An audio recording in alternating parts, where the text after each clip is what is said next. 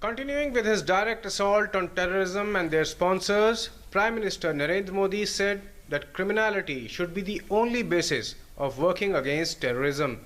He warned of the drawbacks and inherent fallouts of selective approaches to deal with terror and their masterminds. Prime Minister said that the response of all nations must be comprehensive and there should be no distinction on artificial and self-serving grounds. Selective approaches to terrorists, individuals and organizations will not only be futile but also counterproductive. There must be no distinction based on artificial and self-serving grounds. Criminality should be the only basis for punitive action against the individuals and organizations responsible for carrying out terrorist acts. Terrorist funding, their weapon supply, training and political support must be systematically cut off. Prime Minister also called for a deepening of security cooperation between the key nodal officers of the BRICS nations. We need to deepen the security cooperation between our national security advisors.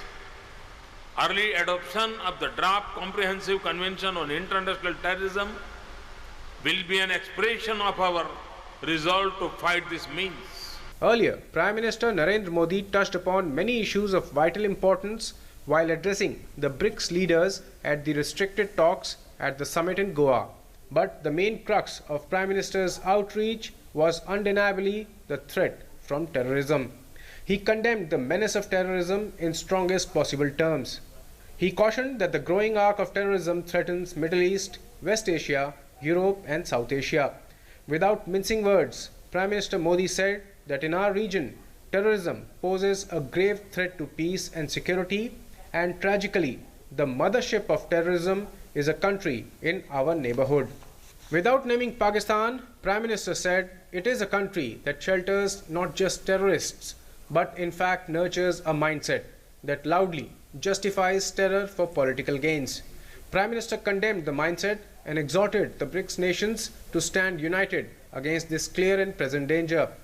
He also made it clear that a comprehensive and non-discriminatory policy will have to be followed to tackle terrorism, and said that supporters of terrorism will have to be punished and not rewarded.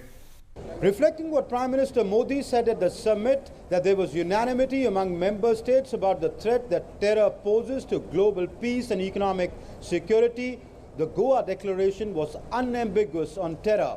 The fact that the word terror or terrorism appeared 37 times in the declaration only supplemented what the declaration said, that there can be no justification whatsoever for any acts of terror, whether based on ideological or political reasons. With cameraman Lakshmikant and my colleague Sudhakar Das, Amritpal Singh, DD News, Goa.